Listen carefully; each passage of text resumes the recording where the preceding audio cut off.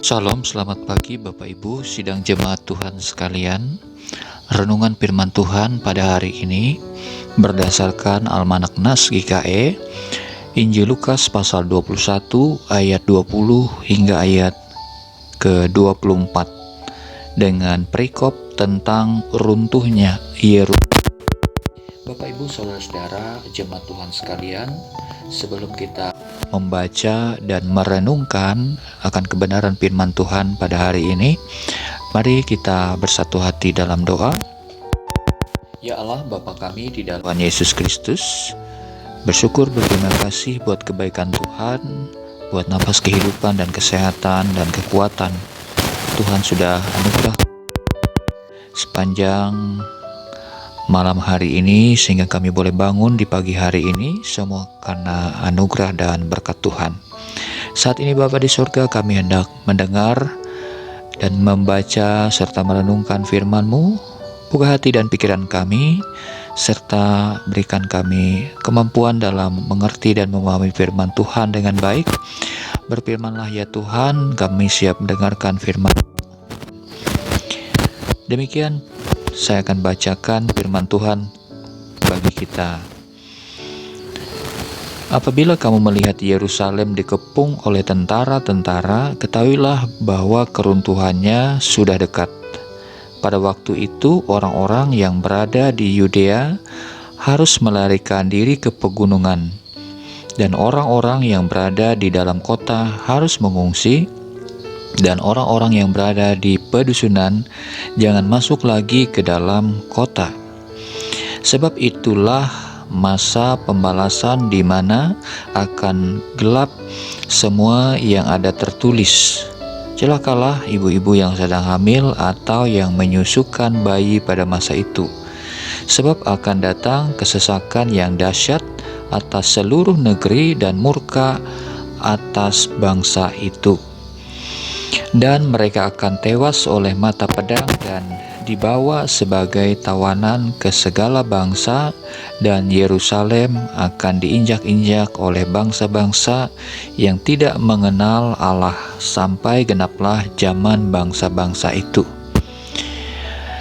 Jemaat Tuhan yang dikasihi dan yang diberkati oleh Tuhan, Yesus menubuatkan bahwa kehancuran Yerusalem akan didahului dengan pengepungan kota itu oleh tentara-tentara. Kota itu akan dikuasai oleh bangsa yang tidak mengenal Allah.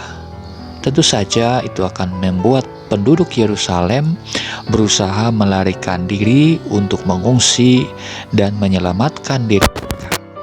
Tidak aman bila tetap berdiam dalam kota yang sedang menuju keruntuhan. Masa itu akan menjadi masa yang menegangkan dan penuh kesukaran, terutama bagi orang-orang yang lemah seperti ibu-ibu yang sedang hamil atau yang sedang menyusukan bayi. Kematian dan penjara akan dialami sebagian penduduk Yerusalem. Saudara-saudara, sungguh menakutkan penghakiman Tuhan. Sejarah kemudian memang membuktikan bahwa nubuat Yesus digenapi. Pada tahun 70 Masehi, tentara Romawi dipimpin Jenderal Titus merebut dan menghancurkan Yerusalem serta Bait Allah diporak-porandakan dan mengalami kehancuran total. Sungguh ironis, saudara, Yerusalem yang berarti kota damai sejahtera mengalami reruntuhan yang mengenaskan. Allah yang dulu menjadikan bangsa Israel sebagai bangsa pilihannya, kini dibiarkan ditaklukkan oleh bangsa-bangsa lain. Israel tidak lagi menjadi suatu bangsa yang merdeka, tetapi bangsa yang berada di bawah otoritas bangsa lain. Ini terjadi sebagai konsekuensi penolakan mereka kepada Yesus yang adalah Mesias yang dijanjikan Allah bagi mereka. Saudara-saudara, semua ini merupakan peringatan bagi siapapun yang memberontak melawan Allah dengan menolak percaya kepada Yesus Kristus. Maka jalan terbaik bagi orang yang tidak ingin mengalami akibat yang mengerikan adalah berdamai dengan Allah. Dan perdamaian itu, saudara, hanya dapat dicapai dengan kita selalu meminta pengampunan daripada Tuhan yang telah mencurahkan darahnya agar hukuman dosa itu tidak lagi menjadi tanggungan kita. Saudara-saudara, kita hidup Yerusalem baru, maka sudah semestinya hidup kita sesuai dengan panggilan kita masing-masing. Yerusalem lama menekankan aturan atau hukum, tetapi Yerusalem baru adalah hukum kasih yang sepenuhnya di dalam Kristus Yesus. Kasih Allah itu dinyatakan.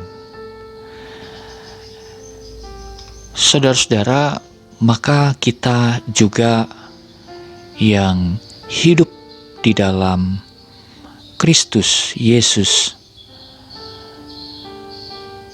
menjadi dasar bagi kita agar kasih Yesus itu boleh nyata melalui hidup dan kehidupan kita.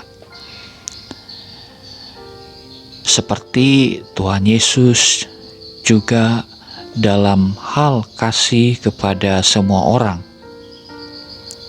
menjadikan semua orang sebagai sesama.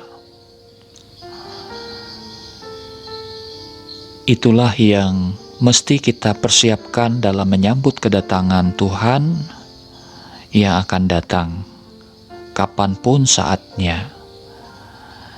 Biarlah kita selalu tekun berdoa dan sekaligus menjadi teman sahabat bagi sesama kita yang lain.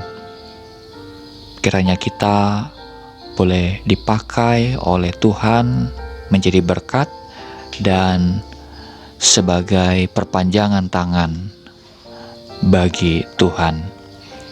Tuhan Yesus memberkati kita melalui firman-Nya. Amin.